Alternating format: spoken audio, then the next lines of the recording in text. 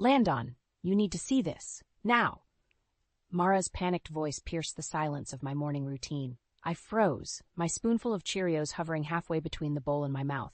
Mara was my neighbor, and while we were friendly, her barging unannounced into my home was unusual, to say the least. I sprang up from the kitchen island, my unease growing. Mara, what's going on? She gestured wildly. It's Landon. I just went over to borrow some sugar, and he's on the floor, and... I didn't wait for her to finish. I shoved past her and raced up the stairs, taking them two at a time. My mind reeled. Landon prone on the floor. Why was Mara even over here so early? Dread pooled in my stomach as terrifying possibilities flooded my thoughts. I skidded into our bedroom, my breath catching at the sight of my husband sprawled motionless on the carpet. Landon. Kneeling, I gripped his shoulders, giving him a shake, eliciting only a faint moan. Relief washed over me. At least he was alive. I whipped around to face Mara, who hovered nervously in the doorway. Did you call 911? She shook her head mutely. Well, call them, I snapped, and get me a cold cloth for his forehead. I turned my attention back to Landon, tapping his face gently. Landon, can you hear me? Everything is going to be okay. Everything was definitely not okay. My mind reeled as I tried assessing what happened. Landon had seemed perfectly normal when he kissed me goodbye not even an hour earlier. And now here he was, unconscious. I racked my brain, trying to remember if he'd complained of any symptoms lately. He'd seemed a little more tired and distracted the past few weeks, but I'd chalked it up to his demanding work schedule. Guilt twisted my insides. Had I missed something crucial? I smoothed Landon's hair back from his clammy forehead, willing him to open his eyes, to say something. In the distance, I heard the wail of an approaching siren. Thank God the paramedics were almost here. Mara rushed back in with a wet towel, her face pinched with worry. As I laid the cool cloth on Landon's head, a tiny flare of suspicion caught in my mind. How had Mara even found Landon? She said she came over to borrow sugar, but I knew for a fact we were out.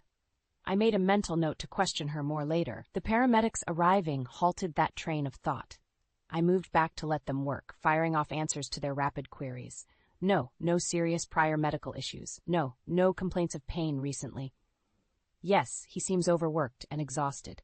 I stared helplessly as they loaded Landon's limp form onto a stretcher. One EMT turned to me, her expression kind but serious. We're taking him to County Memorial. It seems he possibly had a minor heart episode or stroke. We won't know more until we run some tests. I swallowed hard, wrapping my arms around myself against the chill running through me that had nothing to do with the temperature. I felt Mara come up beside me. Bryn, I'm so sorry, she said softly. I know this is beyond shocking. Do you want me to call anyone for you? I shook my head, taking a deep breath to steady my nerves. No, I need to make those calls myself, starting with his office. I attempted a grateful look. But thank you for finding him. If you hadn't come over... I let the sentence trail off, an icy shiver run down my spine at the implication. She put a consoling hand on my shoulder. Of course, let me know if you need anything at all. I offered a weak smile before going to make the necessary calls, questions about Mara still needling my brain. But first, I needed to get to the hospital and pray my husband of 15 years would be okay. Sitting in the too bright hospital room, I watched Landon sleep. The steady beep of the heart monitor the only sound breaking the heavy silence. He looked diminished somehow, lying there pale against the starched sheets, a tangle of wires and tubes connecting him to various machines. The doctors said he'd had a minor heart attack, likely brought on by stress and lack of self-care. He was lucky to be alive and should make a full recovery, but it would be a long road ahead. My relief at his prognosis was tempered by anger that he had let himself get to this point. And then there was the question of Mara and her suspicious timing in supposedly finding him. My head throbbed trying to make sense of it all. A soft rap at the door pulled me from my thoughts. I looked up to see Mara peeking her head in, a vase of flowers in her hands. Hey, I didn't want to disturb you, but I wanted to drop these off for Landon. I forced a polite smile. You're too kind. More flowers couldn't hurt in this dreary place. I gestured for her to place the arrangement on the windowsill before an awkward beat passed between us. Clearing my throat, I broke the silence first. So, The doctors seem confident he'll recover in a few weeks. Mara's face flooded with relief as she settled into the chair next to me. Oh, thank goodness. I've just been so worried, replaying it all in my mind. I mean, what if I hadn't randomly decided I needed to borrow sugar at that exact moment? It doesn't bear thinking about. She trailed off, absent-mindedly fidgeting with the handle of her purse. I stiffened, that nagging flare of doubt rekindled by her words. Our houses shared a backyard fence. She wouldn't have been able to see Landon collapse through a window or door. The only logical way she could have happened upon the scene was if she was already inside our home. I studied her carefully, noticing the way she avoided eye contact, focusing intently on her hands. Was it guilt I detected in her body language, or simple distress over the situation? Mara stood abruptly, breaking me from my scrutinizing reverie. Well, I should get out of your hair, let you have some time alone with him. She stepped over to give my shoulder a brief, awkward pat. Call if you need anything, okay? I walked her to the door, my suspicions solidifying into resolve. As unsettled as I felt over the many unanswered questions, I knew now wasn't the time to confront her, not while Landon's condition remained uncertain. But the moment he was cleared to come home safely, I would get to the bottom of Mara's bizarre behavior. I was through with politely ignoring the signs something wasn't right. Over the next few days, I split my time between the hospital and home, maintaining an exhausting vigil over Landon's recovery. My parents flew in from Florida to offer their support, giving me both moral support and a break from the endless hospital stays.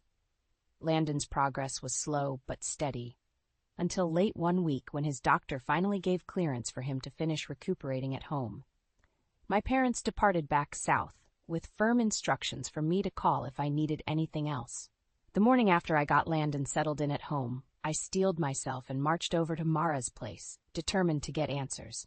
When she opened the door, surprise flashed across her face. Bryn, I didn't know you were stopping by.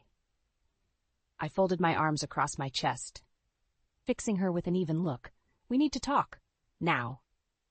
Mara paled slightly but stepped back, gesturing for me to enter. I crossed the threshold, setting the stage for a long overdue confrontation. I sat ramrod straight on Mara's plush white couch, clutching my cell phone like a lifeline. She settled into the armchair adjacent, her eyes wary. Would you like something to drink? She asked with forced brightness. I shook my head curtly. No, I'm here for answers. Mara smoothed her hair back, letting out a nervous titter. Answers? About what? My eyes narrowed, honing in on her discomfort. Let's start with how exactly you happened to find my husband unconscious. Want to run that by me again? Mara looked down, picking at a thread on her jeans. Well, like I told you, I came over to borrow something. I noticed the front door was ajar, which was unusual, so I went inside to check if everything was okay. That's when I found Landon passed out. I let out a harsh scoff. That's quite the revised history, Mara. Because when you first told me about it at the house, you distinctly said you came over for sugar. I leaned forward. We both know I didn't have any sugar for you to borrow. So what's the real story? Her eyes flashed with what looked like anger before being quickly replaced with faux confusion. I'm not sure what you're implying, Bryn, she said carefully. It was a traumatic morning. I must have misremembered the exact details.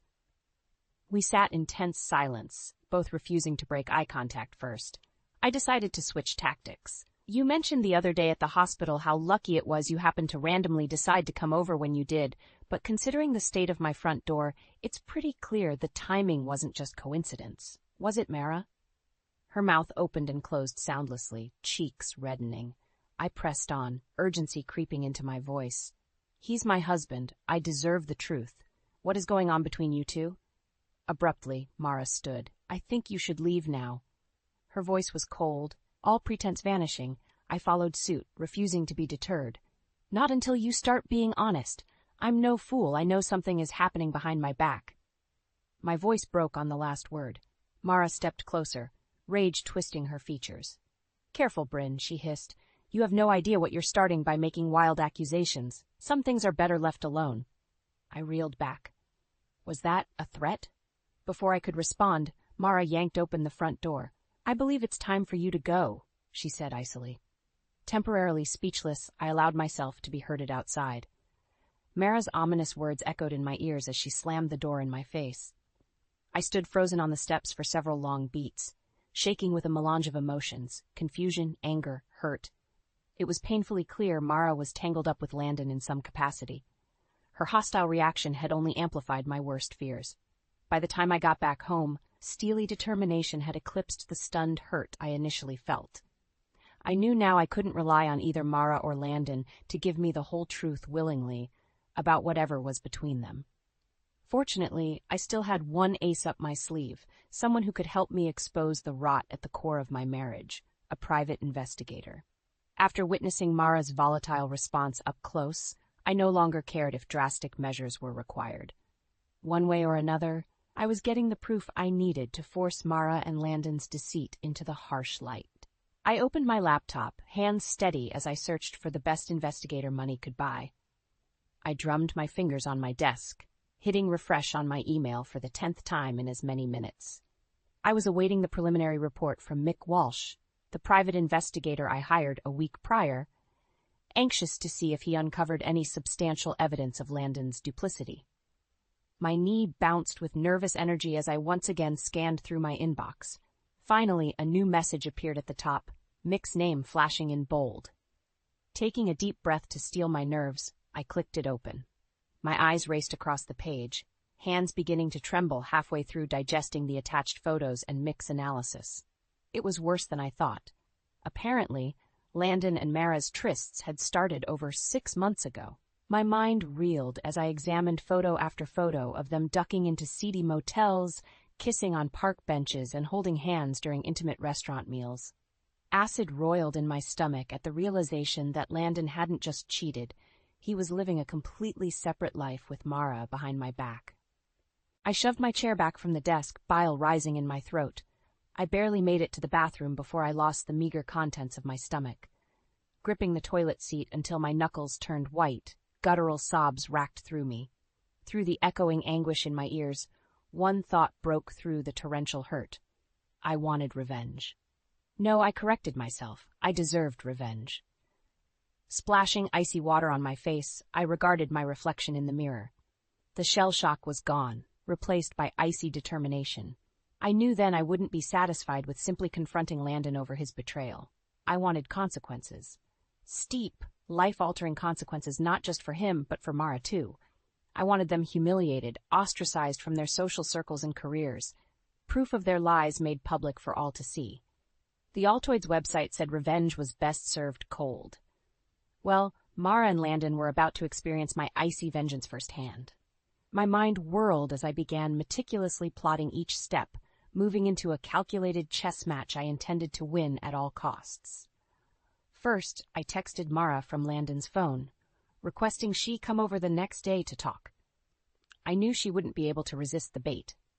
Next, I drafted an email to our entire neighborhood watch group, emphasizing that Mara and my husband had urgent news to share with all at the community park tomorrow evening.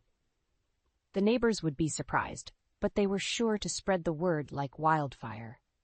Finally, I scheduled a morning meeting with my lawyer. While I didn't plan on immediately filing divorce papers, I wanted my options mapped out ahead of time before dropping the bomb on Landon. Satisfied I had set all the necessary groundwork, I poured myself a large glass of wine and retreated to the guest bedroom. I refused to sleep another night in the bed Landon had callously defiled. Swirling the crimson liquid, I allowed myself a small smile. Let Mara and Landon enjoy their last evening together before their world imploded. Tomorrow I was dragging their lies into the disinfecting sunlight for everyone to see. For the first time in weeks, I slept deeply, energized by the promise of redemption. I awoke well before dawn, adrenaline already thrumming through my veins. Today was the day I would finally expose Landon and Mara's betrayal after weeks of secrecy and lies. I dressed methodically, donning an outfit that presented strength and confidence. I needed to project control and power when I confronted them. In the muted early morning light, I found myself gazing around the home Landon and I had shared for over a decade, seeing it with new eyes. I trailed my fingers over the wedding photo on the fireplace mantel, two smiling strangers frozen in time, blissfully unaware of the future wreckage of their vows. Bile rose in my throat as I now noticed other traces of Mara peppered throughout the house. The throw pillow she gifted us last Christmas, the botanical calendar from her small business posted in the kitchen. Proof she had seamlessly infiltrated the inner sanctum of my home and marriage for months without my knowledge. Well, it ended today. I finished my coffee, relieved to hear Landon stirring upstairs, readying himself for the ambush ahead. The doorbell rang right on schedule at 9 a.m. sharp. I opened it to find Mara on the doorstep, concern etched on her face that I knew now was just a facade. "Bryn, is everything okay?" Landon's text had me worried. She tried peering around me. "Is he here?" I stepped aside in cold silence, allowing her entry as I sent the pre-written text instructing the neighborhood watch members to gather at the park at noon. I wanted an audience for the final act. Mara perched awkwardly on the couch while I informed Landon he had a visitor. He came trotting eagerly down the stairs, but pulled up short at the sight of me standing rigidly behind a confused-looking Mara. I broke the tension, keeping my voice neutral and calm. "Well, isn't this cozy? My husband and his mistress chatting over morning coffee." Mara leapt up as Landon spluttered. "Bryn, it's not what you think." His eyes were wide with panic. I held up a hand. "Save it. I know everything, have proof of it all, photos, dates, the whole sordid timeline, so you can drop the Wounded Confusion Act." "You crazy bitch," Mara seethed, posture taut like a snake about to strike. "I told you to leave this alone. Now you've ruined everything." I let out a sharp, brittle laugh. "Oh, I've ruined everything? That's rich, coming from the backstabbing harlot sleeping with my husband." Mara lunged forward, but I didn't flinch. "Listen very carefully. You both have 5 minutes to get out of my sight, because in less than an hour you're going to admit publicly everything you've done." I smiled coldly. "Don't worry, I've invited all the neighbors over already." Ignoring their spluttering protests, I turned on my heel and strode away, pausing at the doorway. I'd use this time wisely to start coming up with one hell of an apology. I left them standing slack-jawed amidst the rubble of their lies. Soon, everyone would know the truth. Justice was at hand. The sunny afternoon air felt sharp and brittle against my skin as I approached the neighborhood park. I spotted many familiar faces milling about, checking phones and murmuring with confusion about the urgent summons. Good, word had spread quickly. I climbed atop the picnic table at the front, clearing my throat loudly. "Thank you all for coming on short notice. I know you're wondering what this is about." I paused, pulse thundering in my ears. "I've asked you here because my husband and neighbor have an important announcement regarding their relationship." I stepped back as nervous whispers rippled through the crowd. Right on cue, Mara and Landon rounded the corner, arm in arm. I watched impassively as they took in the scene before them, dozens of pairs of eyes staring, rapt with attention. Landon dropped Mara's arm like she was on fire, taking a half step away from her. "Bryn, what the hell is going on?" he hissed under his breath. Ignoring him, I smiled icily at the gathering. "Go ahead, you two. The floor is yours." Mara looked wildly between the staring faces and me, hatred in her gaze. I met it coolly, arms folded in front of me, refusing to let my smile drop. Her shoulders slumped slightly as the defiance seeped from her frame at seeing the undeniable proof rimming her in on all sides. Her voice came out hoarse when she finally found it. "Fine, Bryn, you win." She wrung her hands, words directed at the ground. "Landon and I have been seeing each other romantically behind Bryn's back for several months now." A collective gasp arose from the crowd. My triumph only grew as Mara glanced again at the crowd's disgusted faces. I raised a brow, prompting her to continue. I knew he was married, but I didn't care, and he pursued me relentlessly until I gave in." At this, Landon made a small strangling sound, but I silenced him with a quelling glare. Mara pressed a hand to her cheek, but forced herself to meet the eyes boring into her. "Our affair has completely betrayed Bryn's trust. I'm ashamed of my behavior." Her voice dropped to a tortured whisper. "I'm so very sorry." The ladies in the group immediately clustered around me, murmuring words of sympathy and support. I accepted their comfort graciously, keeping my gaze fixed on Mara and Landon's slumped forms standing alone amidst the recriminations swirling around them. The consequences were only just beginning for those two. As the afternoon stretched on, Mara's business partner and close friend cornered me, disgust etched on her face. Bryn, I had no idea about Mara's behavior, but it's completely unacceptable. Consider her business partnership with me dissolved effective immediately. I graciously accepted her heartfelt apology on behalf of Mara's actions. As I watched her walk away to inform Mara, I allowed myself a small, satisfied smile. My plan was working perfectly.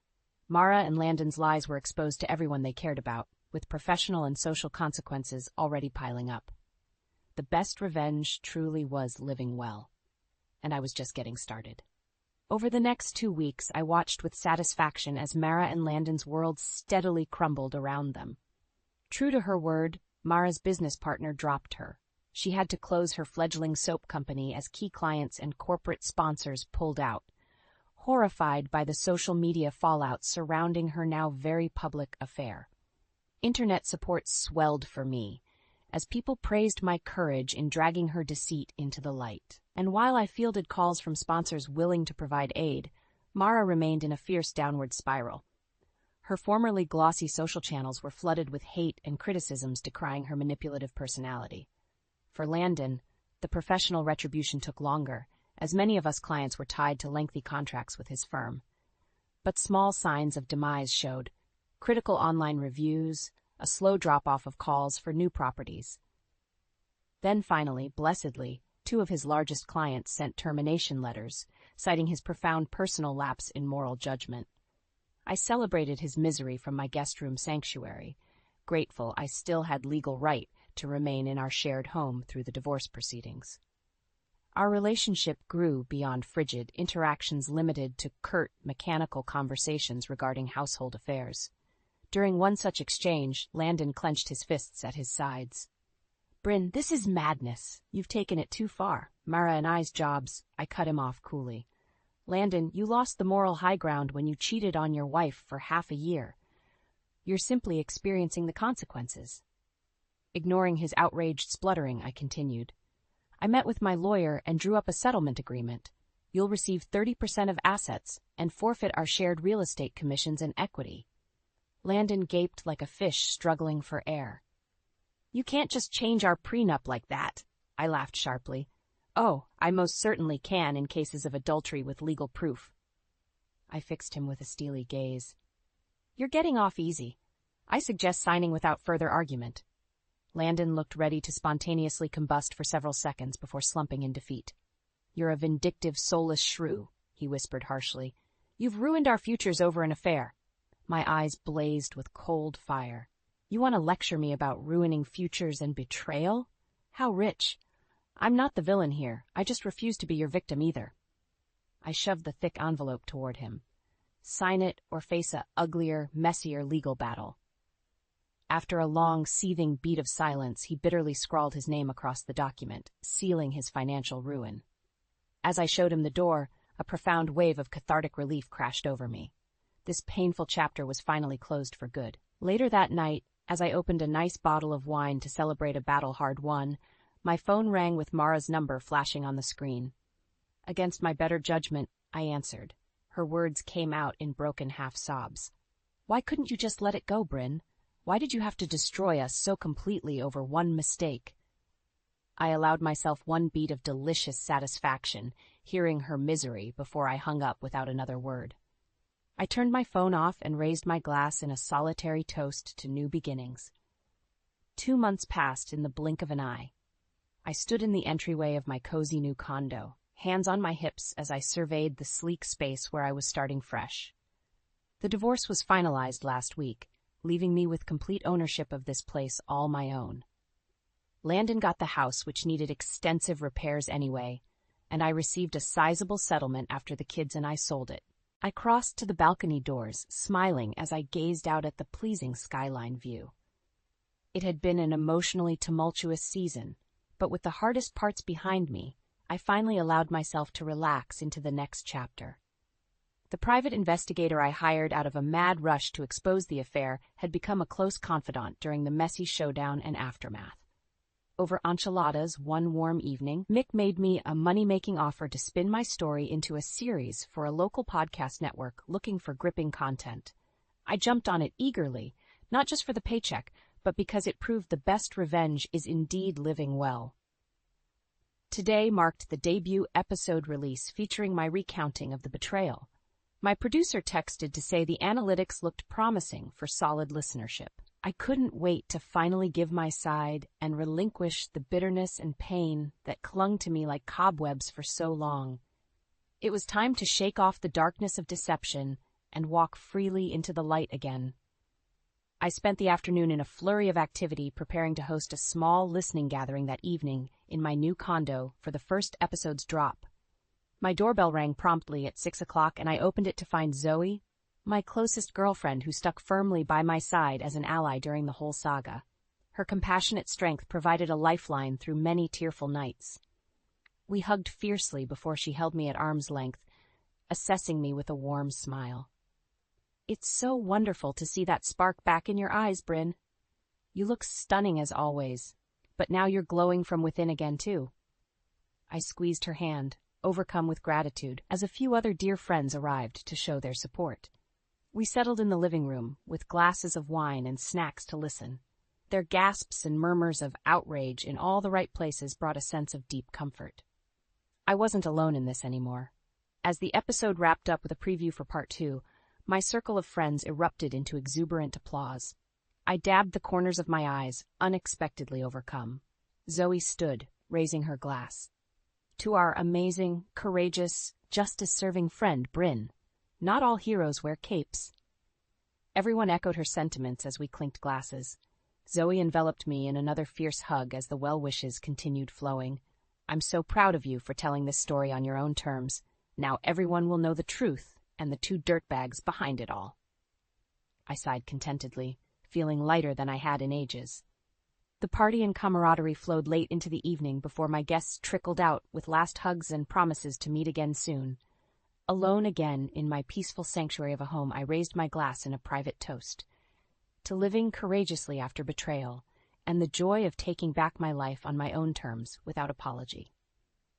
The long road here was worth every step.